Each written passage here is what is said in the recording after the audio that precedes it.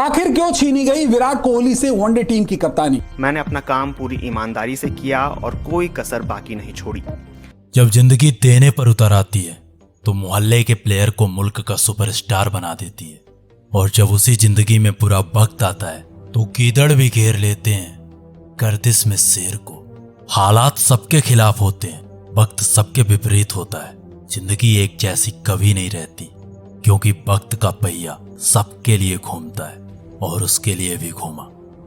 एक वक्त था जब क्रिकेट की दुनिया में उसकी बादशाहत थी, क्रिकेट के तीनों फॉर्मेट में उसका राज था। फिर वक्त बदला, परफॉर्मेंस बदली और बदल गए लोग। जो आईसीसी उसके नाम से चलती थी,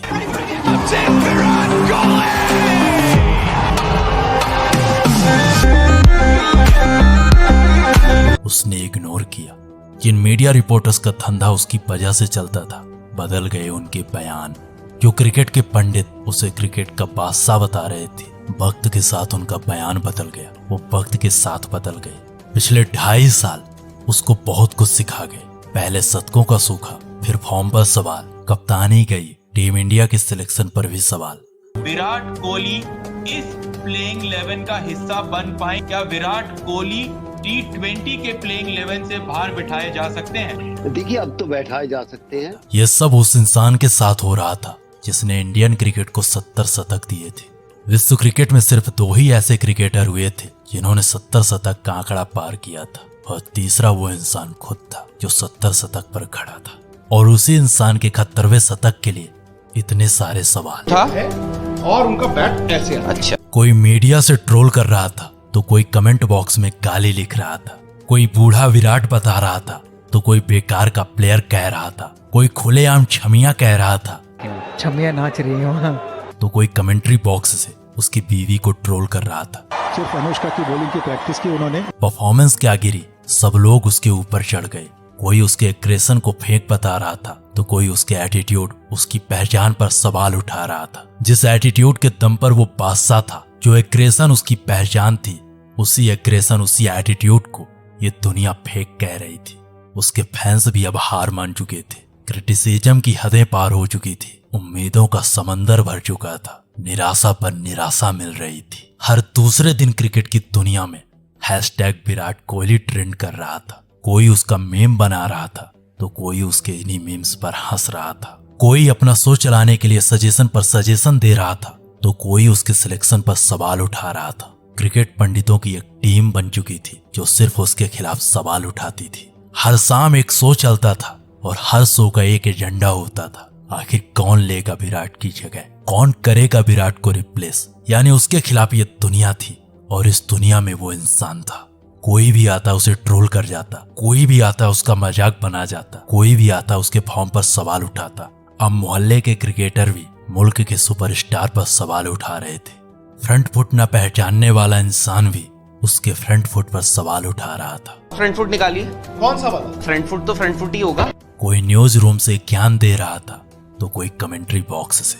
जब जिंदगी में बुरा वक्त आता है तो हालात कुछ ऐसे ही हो जाते हैं। न बॉल बैट पर लगती है और न बैट बॉल पर। आसान से शॉट असंभव लगने लगते हैं। इंसान वाइट बॉल पर बोल्ड हो जाता है और फुल टॉस पर कैच। उसका चलाया हुआ हर दाव उसके खिलाफ जाता है। उसका हर इरादा, उसका हर सपना इस दुनिया को वाहियात और बेकार लगने लगता है। कुछ ऐसी ही कहानी थी हमारे किंग कोहली यानी विराट द रन मशीन की। जो इंसान क्रिकेट की दुनिया में हर चौथे मैच पर एक शतक लगाता था, उसे 70 शतक के बाद 71 मैच लग जाते हैं 71वें शतक के लिए। उसके जिंदगी के 2.5 साल बीत जाते हैं उसे एक शतक के इंतजार में, और सिर्फ एक शतक के इंतजार में वो इतना ट्रोल हो जाता है। पिछले 2.5 साल उसको बहुत कुछ सिखा गए। कोलकाता का ईडन गार्डन, यही वो आखिरी स्टेडियम था जहाँ किंग कोहली का बल्ला लहराया था, जहाँ किंग कोहली का 70वां शतक आया था। कोरोना आया, कोरोना की वैक्सीन बन गई। इसके बाद 2.5 साल बीत जाते हैं लेकिन किंग कोहली का शतक नहीं बना। 2020 का आईपीएल हुआ। आईपीएल में कुछ खास परफॉर्मेंस नहीं। फिर वर्ल्ड कप हुआ और वर्ल्ड कप में टीम इंडिया ग्रुप स्टेज से बाहर। आईपीएल और T20 की कप्तानी खुद छोड़ी, वनडे से बीसीसीआई ने छीन ली। मीडिया में बवाल हुआ, बीसीसीआई वर्सेस विराट चला। क्या विराट कोहली को बीसीसीआई और सिलेक्शन कमेटी के इस फैसले के बारे में पहले से पता था? क्या जानबूझकर बीसीसीआई विराट कोहली का भारतीय क्रिकेट में कद छोटा कर रही है? दोनों तरफ से खूब सवाल जवाब हुए। विराट वर्सेस दादा चला। अंत में टेस्ट कप्तानी से इस्तीफा। किसी को कुछ समझ नहीं आ रहा था आखिर उसके जहन में चल क्या रहा है। कोई अपना ज्ञान दे रहा था तो कोई अपना अंदाजा लगा रहा था। और इन्हीं सवालों के बीच में एक बार फिर से उसके परफॉर्मेंस में गिरावट। अब पूरी तरह से तैयारी होने लगती है उसके रिप्लेसमेंट की। कोई श्रेयस को सजेस्ट कर रहा था तो कोई सूर्या को। इसलिए मेरा मानना है कि अगर सूर्य नंबर 3 पे बल्लेबाजी करते हैं तो वो बेहतर रहेगा एज कम्पेयर टू की विराट कोहली। कोई पृथ्वी को नेक्स्ट विराट बता रहा था तो कोई सरफराज को, जिसके जितने मुंह उसकी उतनी बातें। लेकिन इस दुनिया के सामने अभी भी एक ही सवाल था, आखिर कौन करेगा विराट को रिप्लेस? कौन देगा टीम इंडिया को कोहली सा विराट विश्वास? कौन बनेगा नए भारत की नई पहचान? कई सजेशंस मिले, कई सिलेक्शंस हुए। अब पूरी दुनिया मान चुकी थी कि किंग कोहली की कहानी खत्म। अब कोहली की वापसी नहीं होगी। उसके हेटर्स अब मजे में जी रहे थे।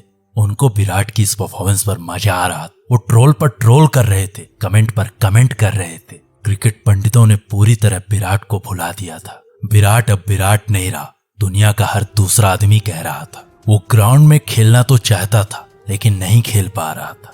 कभी एज लग रहा था तो कभी फुल टॉस पर आउट हो रहा था। वो घंटों तक क्रिकेट खेलना चाहता था, वो अपनी टीम को जिताना चाहता था, लेकिन उसके बल्ले से रन नहीं निकल रहे थे। हर किसी की जिंदगी में एक ऐसा वक्त आता है जब उसके हालात उसके खिलाफ होते हैं। वो करना तो बहुत कुछ चाहता है लेकिन उसका वक्त उसके खिलाफ होता है। और कुछ ऐसा ही हो रहा था द किंग कोहली विराट के साथ। ऐसे हालात में टीम इंडिया के नए कप्तान ने खुलकर उसका बचाव किया।